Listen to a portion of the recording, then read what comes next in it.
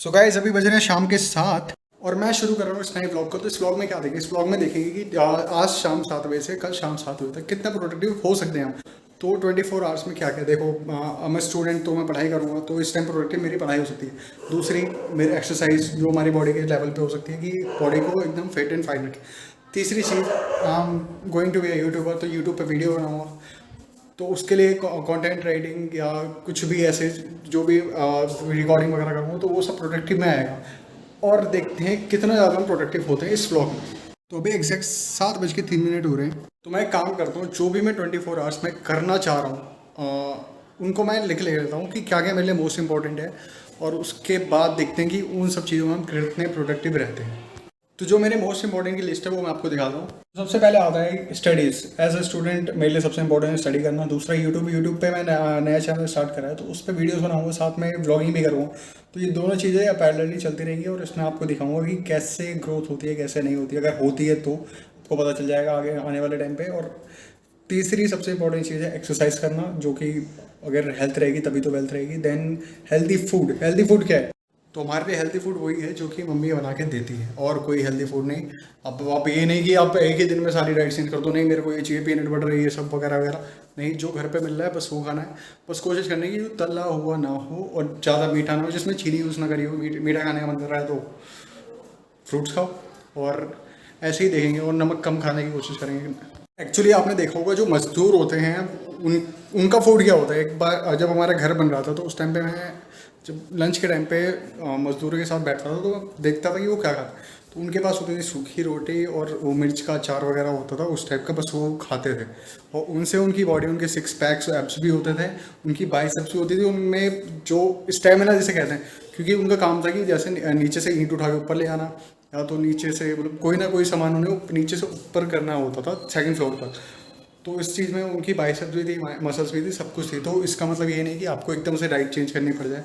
अगर अब हम लोग इन्फ्लुएंस हो जाते हैं ना कि ये खाओ ये खाओ ये खाओ, यूट्यूब पे वीडियो देख ली ना, इंटरनेट पे पढ़ लिया, तो शुरुआत में कुछ नहीं करना। शुरुआत में बस एक्सरसाइज करनी है, बस रेगुलर नहीं करने की कोशिश करनी है। जैसे कि मैं व्लॉग में कर रहा था, बीच में मैंने ब्रेक लिया। ब्रेक लेने के बाद ये देखा कि सुबह 5 बजे उठता हूँ तो मेरे लिए ज़्यादा वो प्रोडक्टिव है या नहीं है, या शाम को 7 बजे। एज ए स्टूडेंट अभी मेरे लिए 7 बजे शाम को स्टार्ट करना अपना डे ये प्रोडक्टिव लगा। आप भी अपने हिसाब से अपना डे स्टार्ट कर सकते हो इसी तरह। जो मोस्ट इंपॉर्टेंट था उसकी जगह मैं लिख दिया मोस्ट इंपॉर्टेंट थी कि ये चीज़ करनी ही करनी है दिन में। तो मैंने स्टडी का लिख दिया कि 4 आवर्स मेरे को करनी ही करनी है। 4 आवर्स या 4 पार्ट। 4 पार्ट का मतलब भी मैंने देखा कि 1 घंटा में लगातार पढ़ता हूँ तो वो ज़रा प्रोडक्टिव नहीं होता हूँ। अगर 40 मिनट पढ़ता हूँ तो वो एकदम पीक पे होते हैं प्रोडक्टिविटी। मतलब 40 मिनट पढ़ा तो पूरा ध्यान उसमें लगा। फिर जो लास्ट जो उसके बाद 20 मिनट होते हैं ना, उसमें क्या होता है कि टाइमर पे ध्यान जाने लगता है, या फिर कि 20 मिनट कब होंगे कब होंगे। तो वो 20 मिनट हम हटा देते हैं, उसमें कुछ और ऐसा करेंगे जो प्रोडक्टिव हो। वही टाइम अपनी वीडियो एडिटिंग को दे दें, या तो किसी और चीज़ में जिसमें क्रिएटिविटी लगे उसको दे देंगे। और फिर यूट्यूब को 2 आवर्स जो एक चैनल है और दूसरा ये व्लॉगिंग चैनल के लिए इस वीडियो को भी एडिट करने में मेरे को 1 घंटा लग जाएगा। 1 घंटा वीडियो एडिट करने के मेरे को नहीं पता कितना टाइम लगी वो रेंडर होने में, और रेंडर होने के बाद कितना टाइम लगी वो यूट्यूब पे अपलोड होने के लिए। क्योंकि वाईफाई का कुछ पता नहीं होता, कभी भी नेटवर्क स्लो हो जाते हैं, कभी भी तेज़ हो जाते हैं। तेज़ तो रहते हैं हमेशा, लेकिन स्लो होने का कभी पक्का नहीं होता कि वो कब धोखा दे रहे हैं। तो इसलिए ब्लॉग के आने का टाइम भी डिफर हो सकता है। तो ब्लॉग कोशिश मैं करा करूँगा कि शाम को 7 बजे तक आप तक पहुँच जाया करें।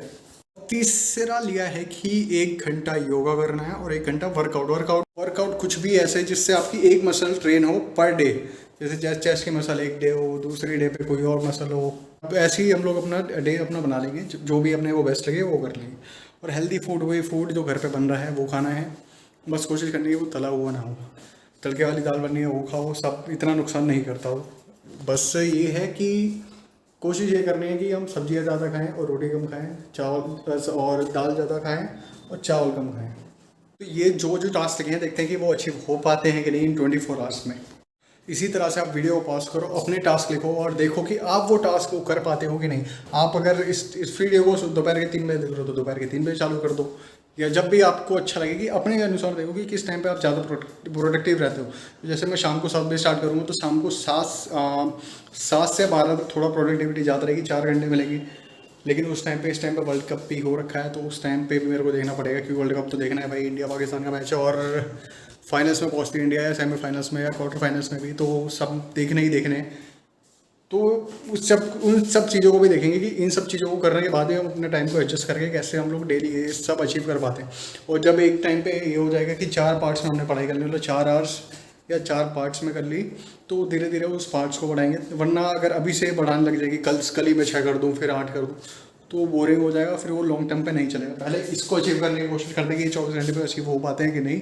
उसके बाद वो मैं होप कर दूँ कि आपने भी लिख लिया होगा अपने टास्क और करना शुरू कर दिया होगा, फिर साथ में देखते हैं कि हम लोग अचीव कर पाते हैं कि नहीं। गाइस, जिसको नहीं पता तो मैं उन्हें बताना चाहता हूँ कि मैं यूपीएससी की प्रिपरेशन कर रहा हूँ। यूपीएससी में कई पार्ट्स होते हैं पेपर के, तो उसमें से एक होता है ऑप्शनल पार्ट। ऑप्शनल मैंने ज्योग्राफी लिया है, तो उसके बारे में मैंने शायद पिछली वीडियो में शेयर कर रहा हूँ। तो कुछ टॉपिक्स मैंने उसमें पढ़ लिए हैं। उसके तो जियोमॉर्फोलॉजी सबसे पहला पार्ट होता है हमारे ज्योग्राफी ऑप्शनल, क्योंकि मैंने ज्योग्राफी चूज़ करी है एज एन ऑप्शनल सब्जेक्ट।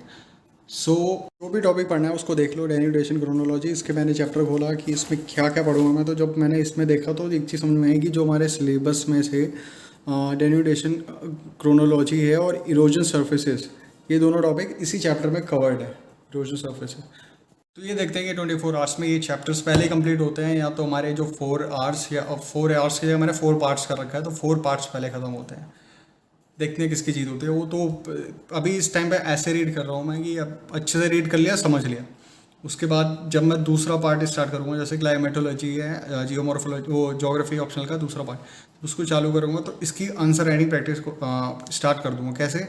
जो भी पास्ट ईयर क्वेश्चन है 1990 से देख लेंगे, और अभी तक जो 2020 तक आ रखे हैं क्वेश्चन हमारे ज्योग्राफी ऑप्शनल में, इन टॉपिक्स में से जियोमॉर्फोलॉजी में, उनको प्रैक्टिस करेंगे। और उसकी आंसर राइटिंग के दौरान हमारा रिवीजन भी हो जाएगा और हमें आंसर राइटिंग की प्रैक्टिस भी हो जाएगी। क्योंकि 200 वर्ड का आंसर लिखना है, 200 वर्ड, सो मतलब 220-30 के आसपास हम लिख सकते हैं, और उसे भी 8 मिनट में लिखना है। आंसर राइटिंग के ऊपर मैंने पिछली वीडियो में कहा था, उसके ऊपर एक अलग से वीडियो बनाऊँगा मैं जब थोड़ी प्रैक्टिस अच्छी हो जाएगी। बज गए हैं 7:48, और इन कोट्स को देखते हैं। अपने विजन को चुनो, छोटा मत सोचो, लोग जो कहते हैं उन्हें कहने दो, और अपने वहाँ तक का जोर लगा दो। इसे मैं बोल नहीं सकता।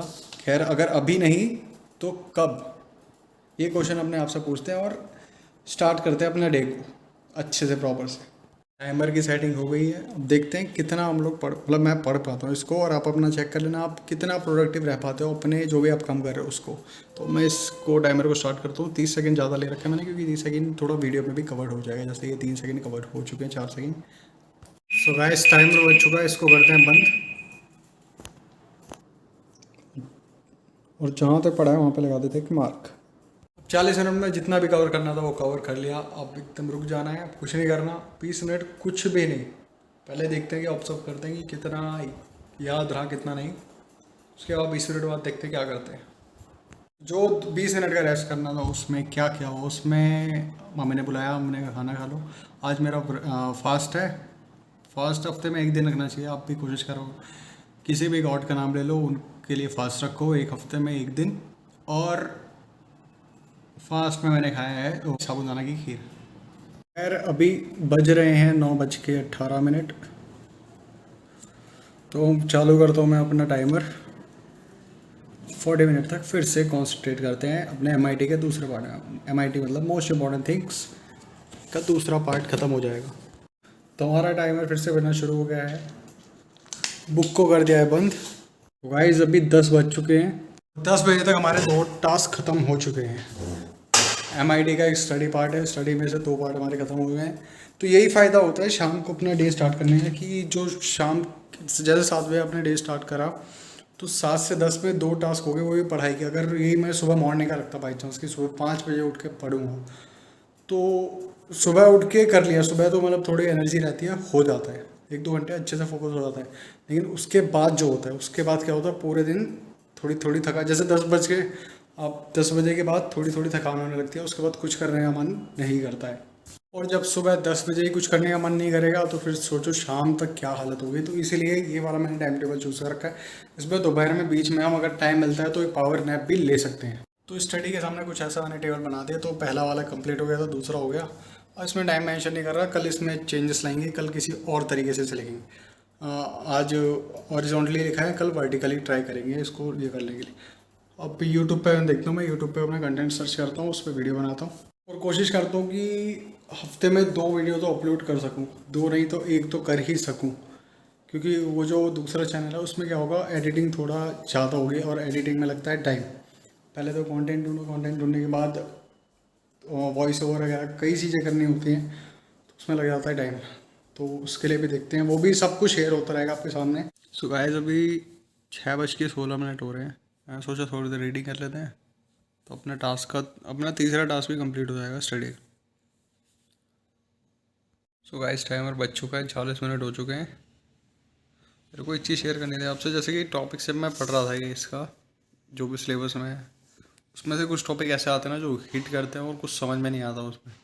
जैसे कि ये डेनुडेशन क्रोनोलॉजी, जो कि मेरे को बुक से समझ में नहीं आ रहा, उसकी मैं ऑनलाइन इंटरनेट से मदद लूँ। ऐसे कई सारे मैंने स्टार लगा रखे हैं, ये सारे टॉपिक्स आधे आधे रखे हैं, तो इनके हैंड रिटन नोट्स बनेंगे।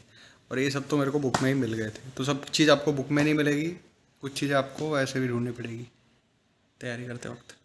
तो गाइस स्टडी के हमारे 3 पार्ट कंप्लीट हो गए हैं, अब चौथा रह गया, बस चौथा पार्ट कभी भी कर लो। और अब बारी एक्सरसाइज की, जिसमें करूँगा मैं 1 आवर योगा।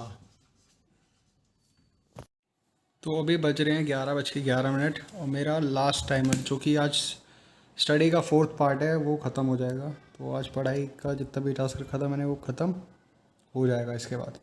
11:11 पे टाइमर स्टार्ट हो गया है। अभी एक्चुअली क्या है, जो इस बुक से मेरे को कई टॉपिक्स ऐसे हैं जो नहीं मिले, जैसे अर्थक्वेक एंड सुनामी, ये सारा उसमें ये प्लेट टेक्टोनिक को एक छोटा सा पार्ट करके दिखाता था, अर्थक्वेक और सुनामी को, तो मेरे को समझ में नहीं आया उसमें से। तो इसलिए अब मैं ऑनलाइन अपने नोट्स बनाऊँगा। यूट्यूब पे बहुत सारे टीचर्स हैं जिन्होंने इसके ऊपर बना रखा है, तो जो मेरे को अच्छा लगा मैं उसका करूँगा, आपको जो अच्छा लगे आप उससे कर सकते हो। तो टाइमर बजना चालू हो गया है, टाइमर को करते हैं ऑफ। 11:53 हो गए हैं अब। तो इतने नोट्स बने मेरे, 3 पेज के नोट्स मैंने बना के तैयार, 3-4 हो गए, 4 पेज के नोट्स बन के तैयार हो गए हैं। और जो भी टास्क रखे थे आज के दिन के, वो सारे के सारे ख़त्म हो चुके हैं, कुछ भी नहीं छूटा। तो अभी 12 भी नहीं बजे और हम फ्री हो चुके हैं। तो ये फ़ायदा होता है अगर आप शाम को अपना डे स्टार्ट करते हो, शाम को 7 बजे, 7 से 12 तक आपको टाइम मिल जाता है एक 5 घंटे का। उसके बाद सुबह उठते हो, अगर कॉलेज या स्कूल भी जा रहे हो तो 7 बजे मान लो आप तैयार होना, तो 5 बजे उठ के 6 बजे तक कर सकते, मतलब 7 बजे तक कर सकते हो, 6 बजे उठ के 7 बजे तक, मतलब 1 घंटा तब भी मिल जाता है आपको। तो ये कुछ इस तरीके से मेरा तो कंप्लीट हो गया। अब मैं कुछ भी कर सकता हूँ, चाहे तो व्लॉग बना सकता हूँ। और आज तो क्रिकेट मैच है, इंडिया वर्सेस ऑस्ट्रेलिया का वार्म अप मैच ही है, लेकिन मज़ा तो बहुत आता है देखने में। तो जस्ट अभी थोड़ी देर पहले ये फंस गए थे जाल पे, तो इनको अभी तो बहुत डर गए हैं, तो इनको छोड़ के आना है। देखो ना रोटी खा रहा है, अब पानी तो उसमें दे नहीं सकता मैं किसी भी तरीके से, ना कुछ कर रहा है, देखो डरा हुआ है, सूंघ रहा है लेकिन खा नहीं रहा। एक बार खा के गलती कर दी ना, बताओ, इतना उछल कूद रहे, मतलब उछलने कूदने वाले को एकदम से पिंजरे में बंद कर दो तो डर जाता है बहुत बुरी तरह। तो जैसे ही मैं छोड़ के आता हूँ, वैसे ही ये देखना एकदम मस्त हो जाएगा। बाहर आते ही थोड़ा उछलने लग गया था, फिर रुक गया है, थोड़ी रोशनी दिख रही है ना यहाँ पे। तो उसको मैं छोड़ के आ चुका हूँ एकदम सेफ जगह पे, वो एकदम मस्त अपना उछल के भाग गया। और मैं करता हूँ इस व्लॉग को एंड। जो टास्क करने थे वो सारे टास्क खत्म हो गए, व्लॉग करने के लिए कुछ बचा नहीं है। अब इसके बाद अभी 12 बज रहे हैं, 12:15 बज रहे हैं, उसके बाद मैं वही क्रिकेट देखूँगा। 3-3:15 बजे से स्टार्ट हुआ, तो वार्म अप मैच है, लेकिन वार्म अप में देखने में मज़ा तो आएगा ना, तैयारी कैसे इंडिया की, उसमें काफ़ी चीज़ें सीखने को भी मिलती हैं मैचेस के दौरान। और वर्ल्ड कप है, रोज़ रोज़ थोड़ी होता है, और हफ्ते में एक आधी मैच हो रहे हैं, तो आराम से हम देख सकते हैं अपनी टीम का।